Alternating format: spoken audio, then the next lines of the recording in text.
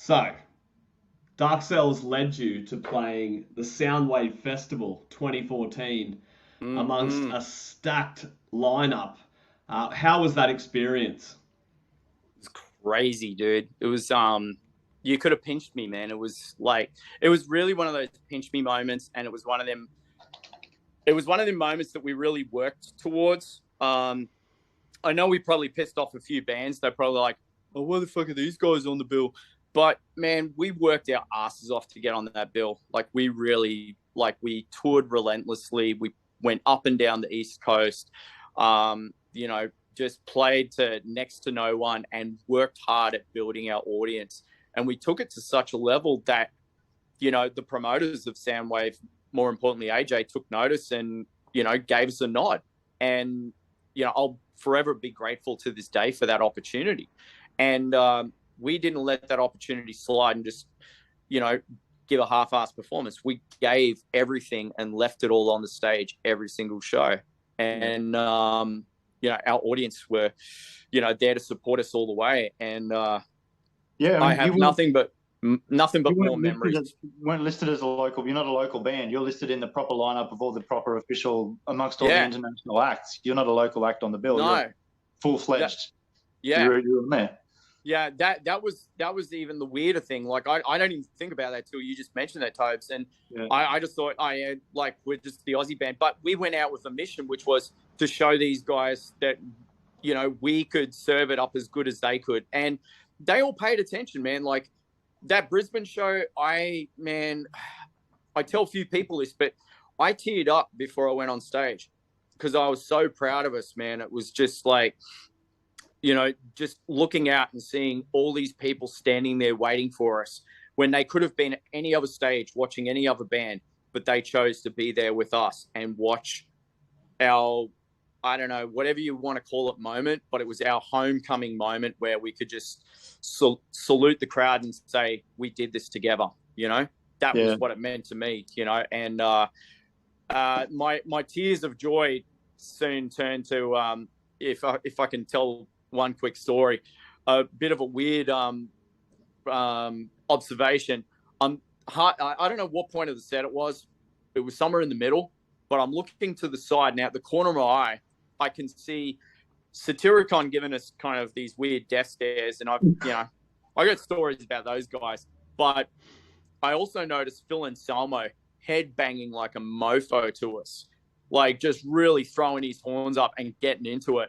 And then he proceeds to chase us after the set when we're going back to the van. And he's like, dudes, and he's like, I fucking love you, man. And I just screamed back into it. Yeah. And I went, fuck you. You're not supposed to say that, man. You're my hero. And we had a bit of a bromance after that for that tour. Because Down was on the bill. Yeah. If I could just run through some of the bands that were on this bill, I mean, Soundwave was pretty well known for just having these amazing lineups, but we got Green Day, Avenged Sevenfold, Alice in Chains, Day to Remember, Richie Sambora, Living End, Rob Zombie, Mastodon, Placebo, Him, AFI, Korn, Trivium, Pennywise, Jimmy Eat World, Down, Devil Joe. It just goes on and on and on. Like, Mushroom Head. This is an insane lineup. Korn. Yeah, it just keeps going, dude. Like, we met so many cool people backstage and also in the audience as well, but there's just stories for days about Soundwave, like all good stories, like the magic of that. I don't know if it'll ever be replicated because the backstage was just like Disneyland, dude. Like we had a Mr. Whippy van in Sydney, we had like Japanese chefs cooking whatever you wanted. Mr. Whippy, that's when you know you've made it, man. Right, and the funny part, dude, Phil and Anselmo, you got fucking Mr. Whippy. Yeah, and I'm standing there, and the guys from, some of the guys from the other bands were in line, and AJ's at the front of the line getting his Mr. Whippy, and everyone's laying bets on what kind of cone he was going to get, and I'm standing there with Richard from Filter, having this discussion about, is he going for the vanilla? Is he going for the chocolate? And it was just magic like that. Like, I don't know. It was just fun, man. It really was. And the finale of the tour was Perth. We were very fortunate to be on the last Soundwave tour. to do the full nation run that ended in Western Australia. And we got dragged on stage because Living Colour were the last band to play the last show of the tour, and they blew the roof off the stage. You know, Jay and me, just my drummer, we're just sitting behind Will Calhoun's drum kit like little kids, just in awe of this magic that we were watching. And then towards the end, Living Colour just bust out this James Brown Black in Black hybrid jam. And next thing you know, we're on stage. Our sound guy, tour manager Chippy, is taking over the mic, and we're there arm in arms with the guys from Down and Eagles of Death Metal, and you know, all these dudes on stage just living in the moment, just having this party, man. It was the coolest shit. Yeah. Wow. Yeah. Like one of those sort of pinch yourself moments. It really was. I think the fun for me was in that show when we did our set, we closed our set. We closed our shows with our cover of Head Like a Hole by Nine Inch Nails. And, you know, we got real bromance with the guys from the Porkers. And we invited the horn section of the Porkers to get up on stage and do Head Like a Hole with us. And it was, to this day, one of the coolest things we've ever done. It was friggin' rad. Was there much rehearsal that had to go into that, or did they just step up and pretty much just do it? I think we were backstage from beers, and they were listening to the song and went, "Yep, cool, we got it." That was about it. 5 minutes before we went on. Boom. Incredible. Yeah, it was spontaneous and it was awesome. But yeah, like there's so many cool moments like that happened on that tour, and I'm forever grateful to AJ and the guys at Soundwave. You know, say what you will about, you know, all the weird, wonderful rumors and stuff that's out there about him, true or false. But from Darkcell, we have nothing but fond memories.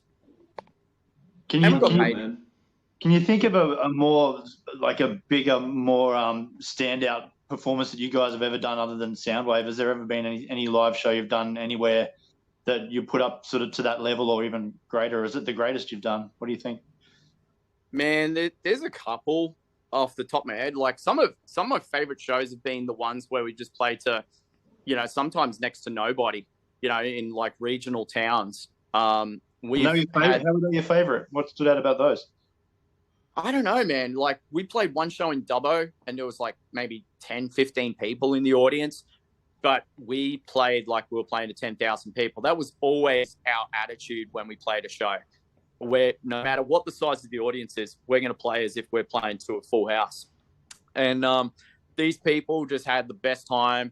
And for me, it was just seeing so many happy people. That was, I don't know, that's everything to me. Like it's a crazy thing, but that's the way I operate. But standout shows, man, I would say when we played one of our last recent shows was when we toured Europe, and we played the Wave Gothic Treffen in Leipzig, Germany.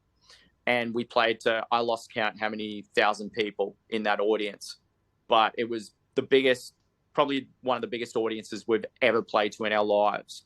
And I was stoked that I got to share the moment with my bro, John Devoy, who filled in on bass for that tour for us. And it was a surreal moment. We just all looked at each other and just smiled. We couldn't stop smiling. It was just such a cool pinch me moment. But the other one would be when we gave the big middle finger, to the promoters on our US tour and got ourselves an opportunity to play the Whiskey a Go-Go. We threatened to walk off the tour, and we got offered a show at the Whiskey, and we took it. He said, the best I can give you is 15 minutes, and we rocked the shit out of that 15 minutes. We were on stage, set up, ready to go, firing on all cylinders within 5 minutes, man. Like, tell me any band that can fucking pull that shit off, I'll be impressed. But we were set up as a team, on stage, all hands on deck, set up, ready to go, and we blitzed that crowd. Something shocking. It was great. It would have been a show of a lifetime, eh? Yeah, I mean, getting to play, such an iconic venue and one of my favorite venues, man. Like I don't know, life experiences like that, just, you know, whether it's playing to 15 people in Dubbo or playing to, you know, thousands of people in Germany, you know, it's magic, man. It really is.